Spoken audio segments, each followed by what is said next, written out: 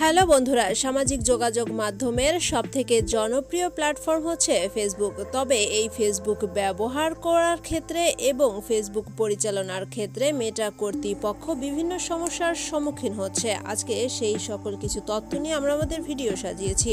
পুরো ভিডিও শুরু করার আগে একটি কথা বলি, ভিডিওটি ভালো লাগলে অবশ্যই একটা লাইক দিবেন। তো চলুন শুরু করা যাক। মেটা কর্তৃপক্ষের দেওয়া তথ্য অনুযায়ী বর্তমান সময়ে ফেসবুক থেকে যেমন প্রয়োজনীয় তথ্য পাওয়া যায়, ঠিক তেমনই অনেকে আবার ফেসবুকে স্প্যামি কন্টেন্ট বা অপ্রাসঙ্গিক বিভিন্ন তথ্য শেয়ার করছে, যেগুলো মানুষের জন্য ক্ষতির কারণ হয়ে দাঁড়াচ্ছে। আবার অনেকে তাদের অর্থ উপার্জনের জন্য, এমনকি ফেসবুক পোস্টের রিচ বাড়ানোর জন্য বিভিন্ন ধরনের দীর্ঘ ভিডিও তৈরি করছে, অ্যালগরিদমের দুর্বলতা ব্যবহার করছে, পাশাপাশি প্রচুর পরিমাণে হ্যাশট্যাগ ব্যবহার করছে।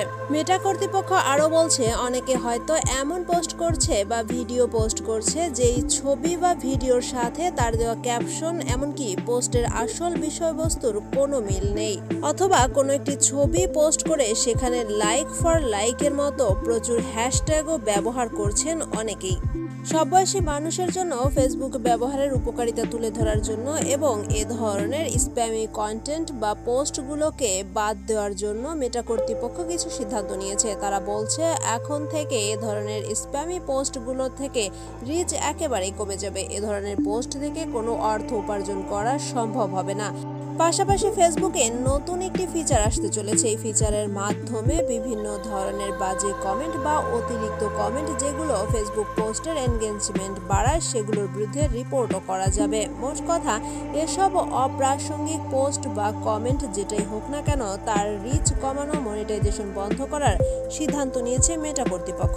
মার্ক জাকারবার্গের নেতৃত্বাধীন এই মেটা কর্তৃপক্ষ আরও সিদ্ধান্ত নিয়েছে আগামী দিনগুলোতে ফেসবুকের সুফলতা সবার মাঝে ছড়িয়ে দিতে। কোনোভাবেই যেন ফেসবুক মানুষের জন্য ক্ষতির কারণ হয়ে না দাঁড়ায়, সেদিকে তার অবশ্যই খেয়াল রাখবে।